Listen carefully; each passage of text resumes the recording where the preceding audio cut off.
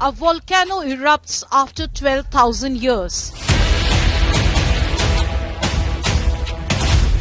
Ash clouds drift towards Indian skies. Is the capital affected? Not really. Smog shields Delhi from volcanic ash.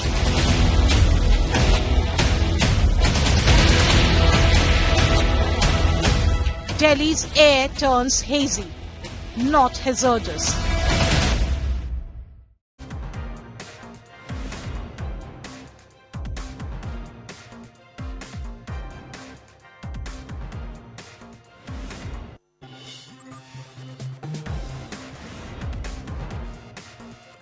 Hi there, I'm Sonal Mirotra Kapoor. This is 5 Live on India Today. On the program today, we tell you everything you need to know about this volcanic ash cloud that is traveling all the way from Ethiopia and will hit the Delhi skies around 7:30 today. It's not expected to make an impact, but the most interesting part is why. What is shielding Delhi from this volcanic ash? Also then on the program, we talk to you about the issue of pollution, which we haven't let go of on this show for the past several months now. We talk about how air quality is above 300 in not just Delhi, in Mumbai, in Ahmedabad, in Lucknow, in Chandigarh as well. What's happening in the entire northern belt of India and why this is such a massive air emergency, which, by the way, for a very first time has been taken cognizance by the Prime Minister's office. What are they saying about it? We'll tell you all about that. Also, on the program today, since this is 5 Live and we bring you some positive news on health, there is a new breakthrough cholesterol drug, anti-cholesterol drug that has hit the markets now. It's supposed to change the game. Move aside statins. A new drug to fight cholesterol is now out. We'll tell you all about that. Stay tuned till the end of the program for that. For the first time in over 10,000 years, how many centuries is that? Think about that in your head. A volcano in northern Ethiopia has erupted, sending an ash cloud thousands of kilometers across the continent.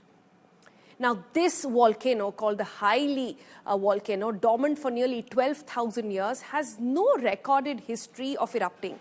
That's why the dramatic scenes witnessed on Sunday are being described as the first known eruption. And now the effects are being felt in India, though most people can't actually see the ash in the sky. The ash cloud entered Indian airspace last night, but it is now drifting eastward and is expected to clear the country by 7:30 p.m. today. That's when it's expected to cross the region. Let's tell you where all.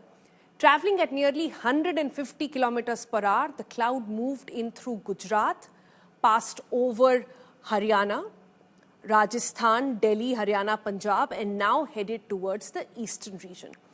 The impact has been most severe on flight operations. Airlines have been instructed to avoid all routes with volcanic ash, leading to more than a dozen flight cancellations since yesterday. All major carriers have issued advisories for passengers as well. But one big question on the minds of people in Delhi has been that what will this volcanic ash cloud really do to our already miserable air?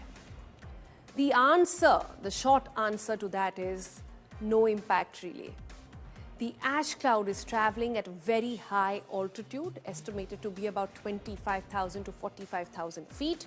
Experts say its effects are confined to the upper troposphere with no impact on surface level air quality. So in a way, the very smog that has been choking Delhi is also the reason why the ash isn't visible and won't be able to penetrate our airspace and thus worsen any city pollution levels. Well, that's the story so far, but we still need to know what the long-term impact of this ash on the landing space could actually be.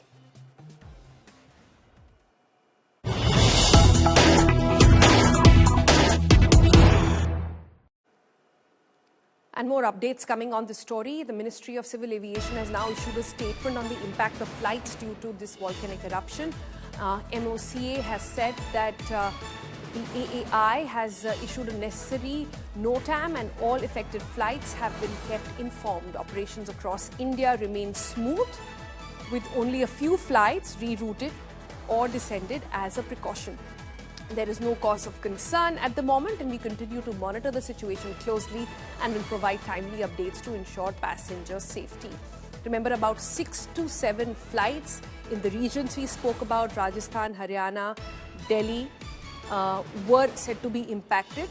But they are saying now, the ministry coming out to say that the impact has been minimized and they are trying to avoid any further confusion.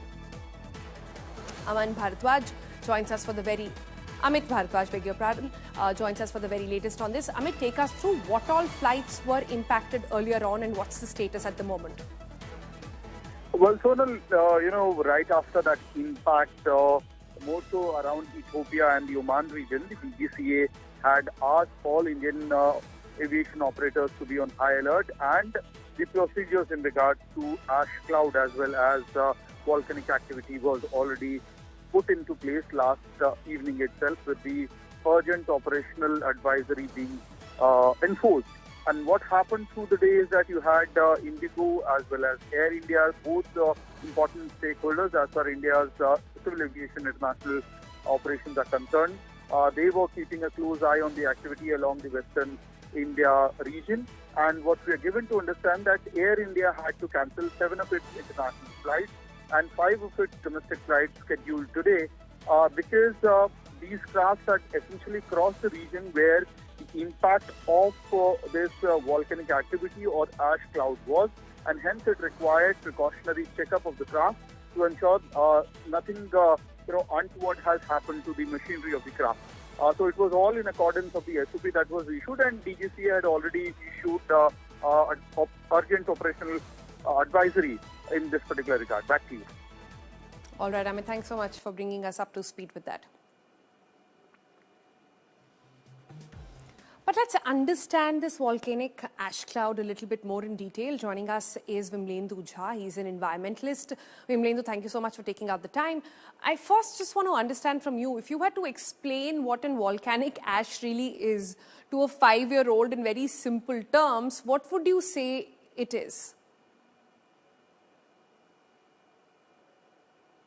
So largely when we talk about volcanic ash, it's actually coming, we are talking about a mix or almost like a concoction of, glass particles, rock particles, and sulfur dioxide. And that entire eruption, or that plume that you call it, and then in the form of ash, actually goes and enters the atmosphere. In this particular case of a volcanic eruption that has happened in Ethiopia, we are talking about almost 20,000 to 30,000 feet up in the sky is where this entire plume has actually reached. And also in terms of the velocity. So right now, imagine one of the things that's very, very important for us to understand, that every time, indeed, you and I will be talking about pollution or have been talking about pollution, the capacity of something that has happened in Ethiopia for it to actually travel as far as 4,000 kilometers. So indeed, that's what is the ash. We are talking about particles of glass, of rock, of sulfur dioxide actually entering the entire atmosphere.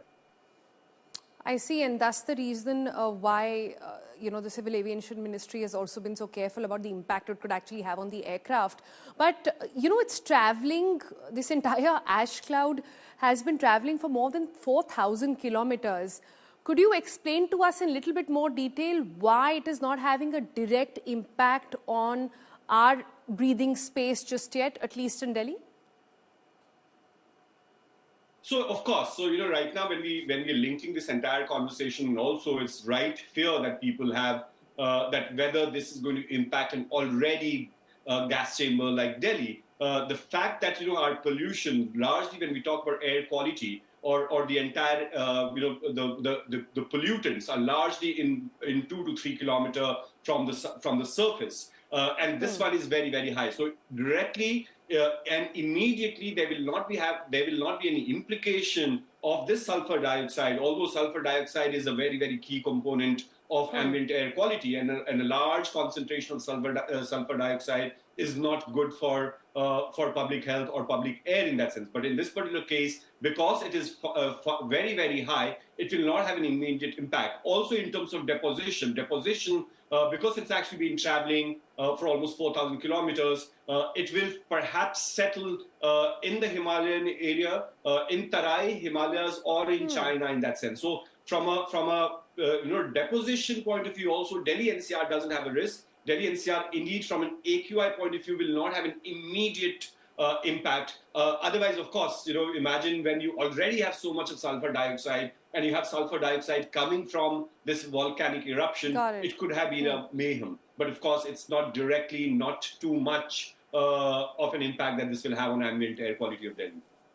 So, Vimlendu, if I'm to understand this correct, you are actually saying that this thick layer of toxic air that is surrounding the national capital region and perhaps most of North India is the reason why this really poisonous, disastrous volcanic ash cannot enter our breathing space. So smog is actually protecting us. Am I to understand that correctly? Scientifically not. Scientifically, smog is no shield at all. Smog is actually killing us rather than being a shield to us to anything and anything coming from this environment. But of course, the fact that it is at such a high altitude and at such a high velocity of 100 to 120 kilometers per hour is what this has been traveling, this entire concoction or ash or plume that we're talking about. In a way, it is not going to come anyway close. So rather than calling it a shield, I would say that Delhi's smog is so dangerous and so scary that it's actually scaring the plumes away and not letting the plumes come closer to this toxic Delhi smog in that sense. Keeping it away. All right. You touched upon a little bit earlier, Vimlendu, on the settling point.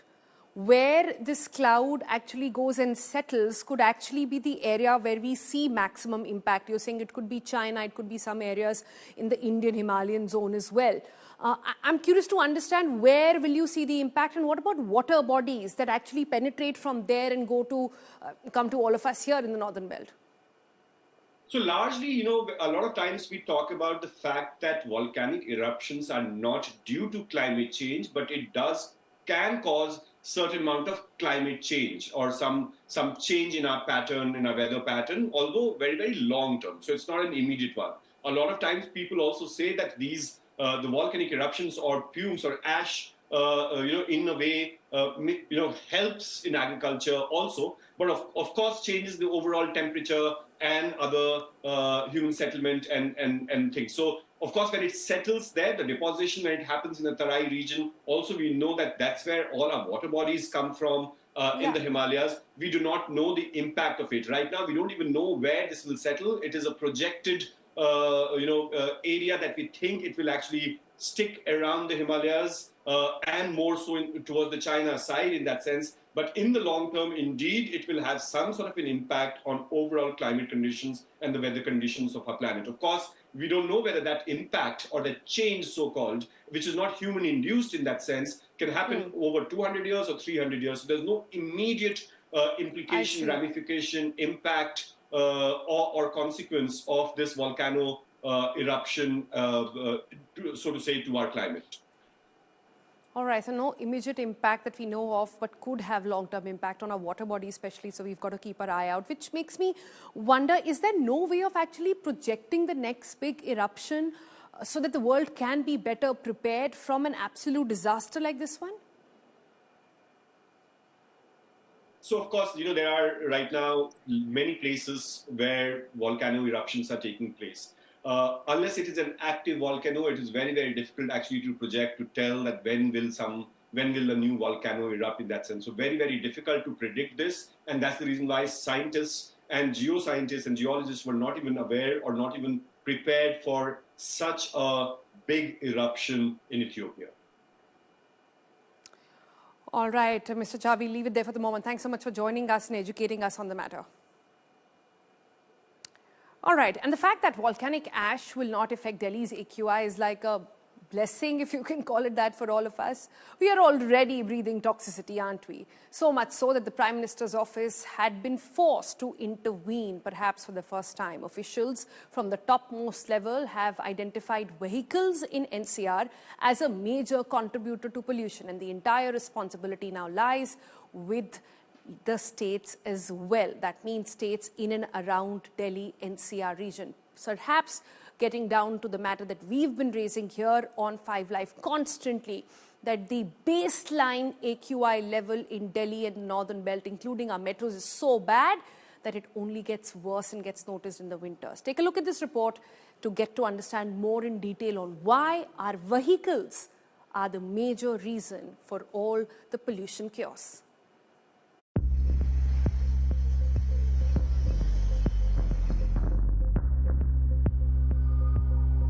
This has become the new normal in Delhi for weeks, if not months now. With the AQI stuck in the very poor category, the Prime Minister's office has finally had to intervene. The PMO has noted that 37% vehicles in the NCR are still running BS1, 2 or 3 emissions, which are outdated.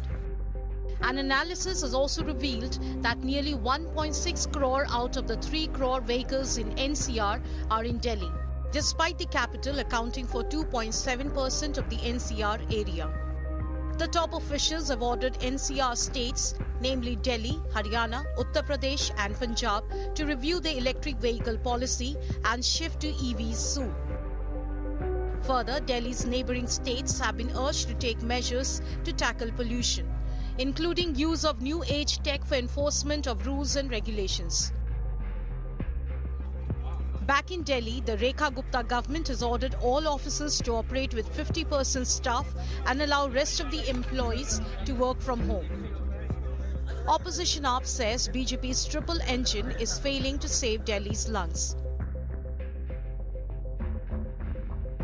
जब आप चाहते नहीं है कुछ करना, मगर आपको media और जनता के प्रेशर में कुछ करते हुए दिखना है, तो इस तरीके के कॉस्मेटिक कदम उठाए जाते हैं. सरकार सिर्फ अपनी फेस सेविंग के लिए ये हाफ हार्टेड मेजर्स ले रही है. Desperate times call for desperate measures. Will the PMO intervention be the wake-up call states need to uphold the right to breathe? Time will tell. Bureau Report, India Today. All right. Is this 50% work from home actually being implemented in your office? Tell us about your experience. You can write in, tweet in on all our India Today handles. You can reach out to my handle as well. We would love to know what's the reality on the ground. Meanwhile, we've constantly been saying that pollution is not a Delhi problem. Pollution is not a winter problem. And now the data has come out to reflect it as well. Today we showcase 5 of India's cities where the pollution is as bad as Delhi. Let's first go across to our colleagues joining us from all these cities. First up is Chandigarh. Aman Bharadwaj joins us from there. Then there is Anmol Bali from the national capital, where the reality, behind him looks like sparkling water, but that's just, I believe, the NDMA area, which is why it's looking so clean. Then there is my colleague Vidya from Mumbai, where the numbers actually beat some of the numbers in Delhi just yesterday. So we want to understand what's the average looking like there. Some action has also been taken in Mumbai against construction sites. There is also Ahmedabad. Bridesh Joshi, my colleague, joins us from there to tell us more about what's happening in Ahmedabad. And then in Lucknow, UP, one of the worst hit there, Samarth Srivastava joins us from there. We always give Delhi the first word, but Ray, I want to save it for Mumbai, because it's beaten Mumbai, it's beaten Delhi, in fact, in some of the AQI numbers. So Vidya, over to you. Not the Delhi-Bombay fight that Mumbai wants to be winning, I'm sure. How has the AQI come to such an alarming level that the government had to intervene? Largely due to construction, we understand?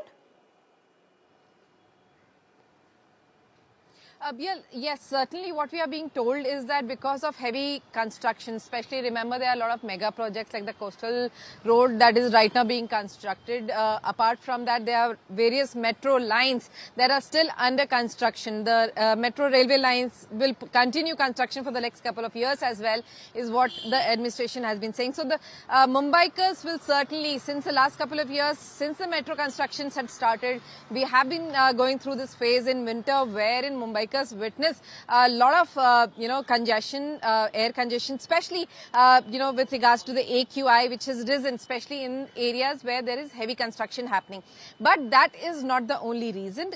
Apart from construction sites, there are the other reasons that are being cited by experts are, of course, like say the volcanic eruption is one, which is a generic thing which across Maharashtra and North India that people are witnessing.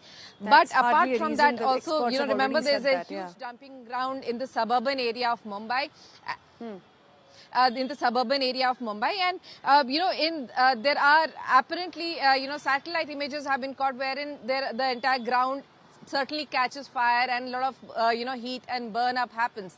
That pollution really spreads to pockets of areas is what through a bit of air and wind flow that is causing a lot of especially like say Mazgaon. Then there is areas like the Chakala where we are located right now, the Andheri area.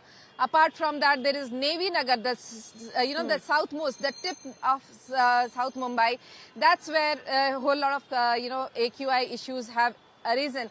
But according to experts, this is because of the airflow that is there, especially because the temperature in the city had gone down, dipped a little. Then there's hardly any wind coming from the coastal area to clear off this entire air AQI worsening that we have seen, and that's probably one of the few reasons that have been cited. And we are all really hoping for a better wind to blow out from the the seaside, so that the entire vehicular and construction as well as various other contributing factors contributing for this increase in AQI. Remember, there are certain pockets which have seen 300 AQI, but that's the maximum. It's not like the average Mumbai. Yesterday's we had seen from yesterday's bulletin of the CPCB, it had said the average Mumbai data was about 174. So it's not like a huge number which has risen above 200 to making it a very poor quality of air. Vidya, let's not fall for what the government is citing as reasons. They want to leave everything to God. They are hoping the wind will come and clear out the pollution. They are hoping that, temperatures will not dip and the pollution will go up. We've got to question them a little more on this, right? We've got to understand in detail that this is a man-made problem. This is an urban India problem. This is a northern belt problem. Why? Because we don't deal with our pollution the right way. We're not getting down to the causes, which is high amount of vehicles on the road, construction which is unregulated, industries that are, operating illegally in several cases, not following the norms. So this is, a classic example of what government loves to do. Blame it on the gods and hope that the winds will, take it away, which is what we've got to stop doing really. And this is the reason why from Delhi, this matter has gone all across North India now. And talking about North India, let me go a little bit towards, Ahmedabad now. Brijesh Doshi is here. Brijesh is standing at this spectacular location where all I can see is haze behind him. Brijesh, if I don't tell people you're not in Delhi, people might think you're in Delhi.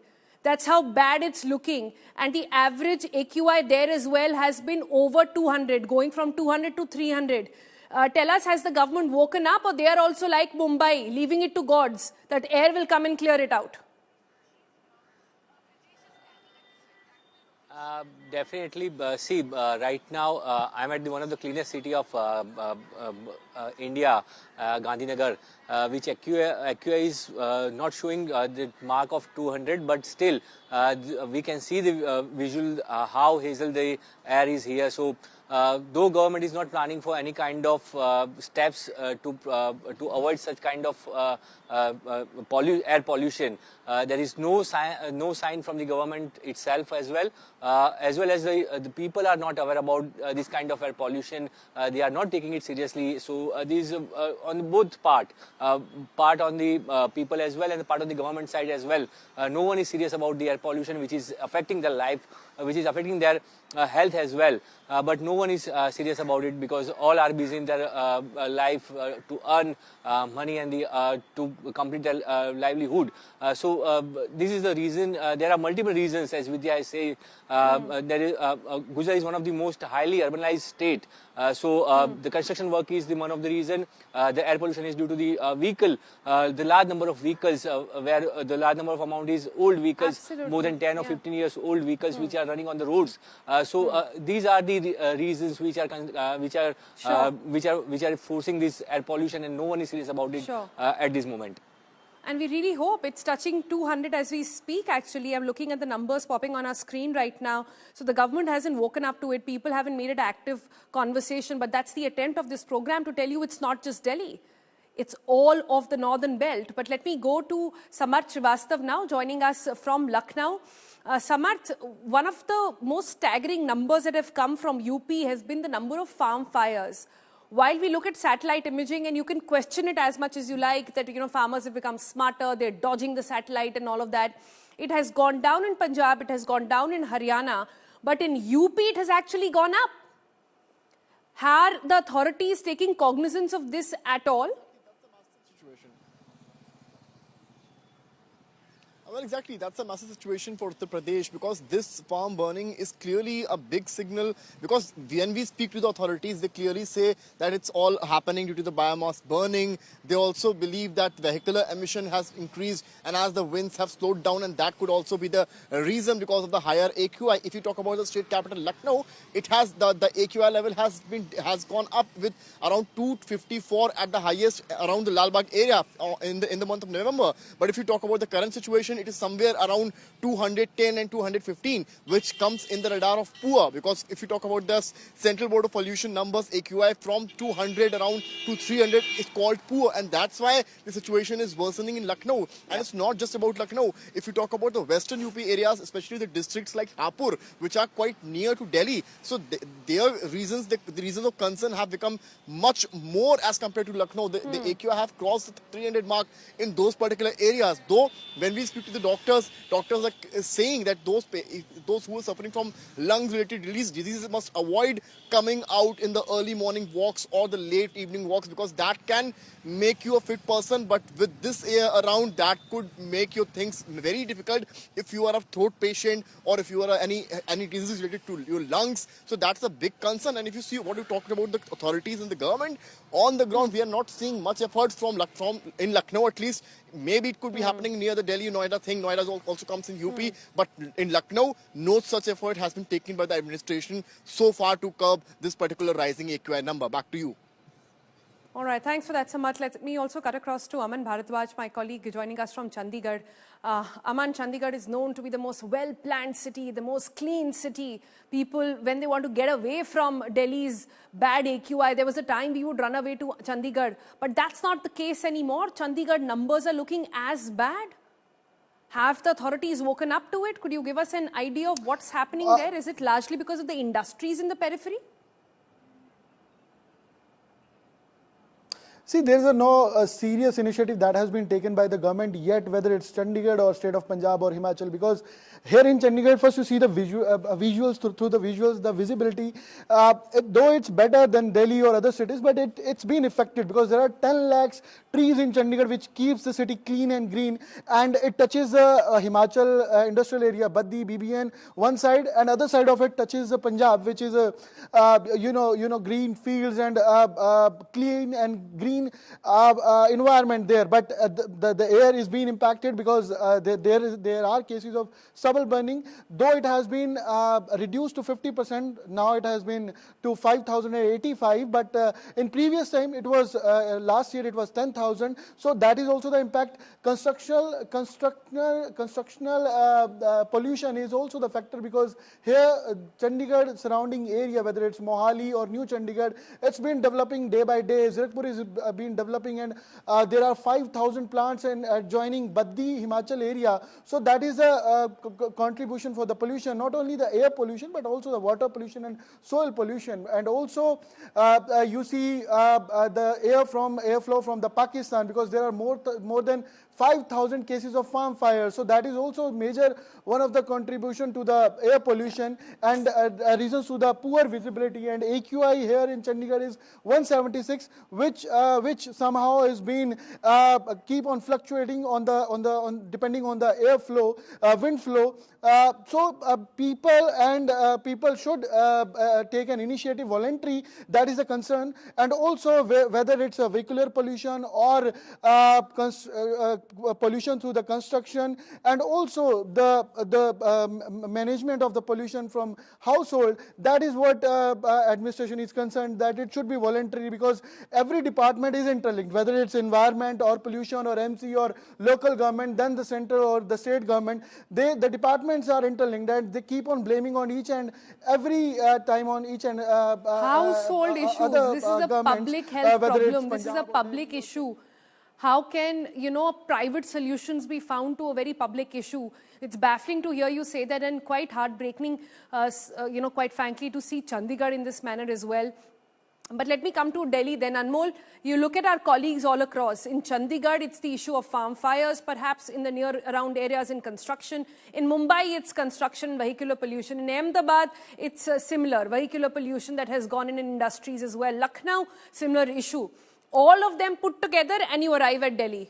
But here, none of these problems are new, right? We've been discussing, you and I, we've been discussing this for a while now. The big question at the moment is, the government has finally enforced 50% work from home, saying do not step out, ease out the air, cut down on vehicular pollution. Have you been able to get a sense of it's actually having an impact? Are people actually staying back home? Because the state of traffic on the roads and the amount of tweets we've been getting tell us a very different story. Sonal, as you know, Delhi is currently fighting its worst battle with the pollution, and where AQI has surpassed the very poor and severe category. And we have been reporting this for last 1 month, because from 1st November to till day, the AQI in the national capital was recorded into the very poor category. Currently, I am here at the power center of Delhi at the India Gate, and it's evening, but still you can see a thick layer of smoke, a thick layer of pollution is visible here. I'll ask my camera person, Kirpal Singh, to zoom towards the backside from where I'm standing, where you can clearly see that how a thick layer of smoke has engulfed the national capital. Earlier we used to see this only early in the morning in the wee hours, but yeah, still in afternoon also, in evening also, we can clearly see the smoke. But the various reasons behind the AQI, deteriorating AQI and the pollution in the national capital is vehicular emission from the industries, dust particles coming out from the construction work, and GRAP 1 to 3 was also implemented by the government. Later the GRAP 4 measures were shifted to the GRAP 3, and now Delhi government has asked 50% of the workforce to shift to the work from home. But yeah, I'll show you another visual of the road. I'll ask my camera person Kirpal Singh to pan towards the road, where I'll show you the current condition of traffic, because Delhi has the highest number of registered vehicles in the NCR region, with around 1.5 crore registered vehicles. Delhi, which only has the landmass of 2.7% of the NCR area, which clearly shows that vehicular emission is the one of the reason behind deteriorating AQI in Delhi. And I'll also, Sonal, share an interesting fact with you about the EV adoption in Delhi, because we have seen in 2020 EV policy was made, and now also the government are consulting for the EV policy 2.0. But yeah, if you'll see the numbers, that in the month of October, only 4,419 two-wheeler EVs were purchased. On the other hand, the petrol two-wheeler vehicles which were purchased were 78,114, which clearly shows the low adoption of EV. And even people are coming out in large number in their vehicles, which clearly emit thousands of tons of carbon dioxide into the environment, which clearly deteriorates the air quality in the national capital, where we see that we have also seen that in the month of November on 11, 12 and 13, the AQI was over 400 into the very severe category. And also in the morning also we have seen that various AQI stations have also reported the AQI above 400. But yeah, politics is also escalating on it, where Aam Aadmi Party is now targeting the Bharatiya Janata Party and also accusing BJP of tempering the AQI monitoring data in the national capital. Yeah, well, that's a story that we've done a reality check on, and we've seen very clear evidence of that happening as well. But that's the sad, sad picture to everybody watching right now, what's happening in northern India. It could be Chandigarh or Mumbai. It could be Lucknow or Ahmedabad. And Delhi, of course. All of these cities now in the poor category of air. All of us dying slowly, becoming dumber, damaging our body day by day. You know, and the reason why it doesn't wake up people is because the impact is slow. It's not happening like COVID suddenly to you. But this is going to impact generations. All studies, all scientific data will tell you that.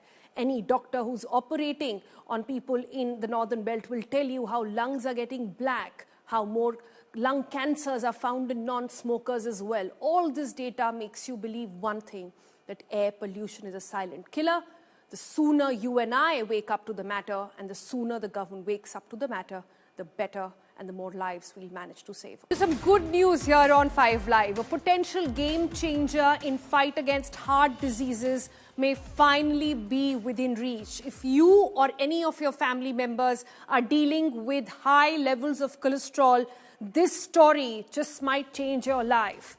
A new pill from Merck could push cholesterol down to levels doctors say they rarely ever see in adults. And it does it without injections, without biologics, and without the hassles that have held back the PCSK9 drugs for years. Let's break it down why it matters. Firstly, Merck, the company that gave the world statins, remember? Half of our population is on statins because half of our population has high cholesterol. Well, nearly 4 decades ago, this company came out with statins, and now it is back with the new oral blocker called Endlycetide. And the early data, it's turning serious heads. In a global phase 3 level trials published in the Journal of American Medical Association, one of the most prestigious in the world, this pill cut down the LDL levels, the bad cholesterol levels, by 58% in adults with familiar high cholesterol or generic or even genetic condition that puts people on a colossal course with early heart diseases. It was an over 300 patient study across 59 sites in 17 countries, all with dangerously high inherited cholesterol, but no prior heart attack or strokes. And yet, the kind of cholesterol drops they saw are usually possible only with injectables. That's why the cardiologists are calling this a potential breakthrough. A daily pill, no injection, no refrigeration, no hospital visits every few weeks. Just a tablet doing what was once thought scientifically impossible. But let's tell you why India should care about this, why you and I need to care. Because India is in the middle of a cholesterol crisis. The numbers are staggering. A 2023 study by ICMR and the Madras Diabetes Research Foundation found that 81% of Indians have abnormal lipids. 185 million have elevated LDL or the bad cholesterol. And with heart disease still the country's biggest killer, doctors now recommend that high-risk people, that means diabetes, hypertension, smokers, keep LDL below 70 milligrams daily. But that's the catch, right? Even with statins, 1 in 5 Indians don't reach the target. And many can't even tolerate statins to begin with at all. There is muscle pain, there is weakness, there is fatigue. But this new generation of medication can help. In India, they're expensive and not covered insurance and barely used. But the pill in its form, remember, could change that overnight. Now, how does the pill really work? It is a protein in the liver that slows down the body's ability to clear bad cholesterol, block it, and LDL levels crash. But for years, scientists said you cannot block this bad cholesterol or the PCSK9 with a pill. You need a bigger molecule, almost like an antibody. Pills are too small, so you have to largely inject. These injections are expensive. So Merck spent a decade designing something radically new. A ring-shaped peptide, bigger than a classic pill, but smaller than an injectable biologic. Strong enough to shut down this PCSK9 down, but stable enough to survive the gut and your bloodstream as well. A hybrid molecule, a new class of medicine, and now a real contender. But the question still remains. This trial is measured cholesterol reduction, not whether the drug really prevents heart attacks, strokes or premature deaths. It's not for that. Those outcome trials are ongoing, and long-term safety for a pill may take up to 20 to 30 years. That will be crucial. If anything goes right, then Merck plans to file for approval in early 2026 and hopes to launch the drug by 2027. Cardiologists are calling this pill the future because it is safe, it is affordable, it is needle-free, and it will also not just lower your cholesterol levels, but it will keep it there as well. It could rewrite the global playbook on preventing heart attacks and strokes, especially in countries like India, where cholesterol burden is exploding. So that's the good news that you take home today from the show. But talking about drugs and miracle drugs, weight loss drugs have quietly climbed to become amongst the highest selling medicines, signaling a cultural pivot in how two of the world's largest populations handle body image, health and quick transformation. And now the latest one, speculation is around Michelle Obama. Well, she truly ignited the debate after her latest photo shoot for The Cut, where she appeared noticeably slimmer and more defined than in her recent public appearances. Social media instantly zoomed in, compared old pictures, analyzing silhouettes and confidently diagnosing her with the same miracle drug for the rest of America is buzzing about. Now, none of this is confirmed, remember, but the frenzy around a single photo shoot shows how electrified, commodified and even emotionally loaded the global weight loss drug conversation has truly begun. Remember, a lot of celebrities in the US have already endorsed it. It's brought down the level of obesity in that country as well, and it has already become the largest selling drug in India. But there is a lot more to that story than what we've just told you about, and I'm sure you will stay tuned to know more on that. For the moment, we'll say goodbye and see you again tomorrow at 5.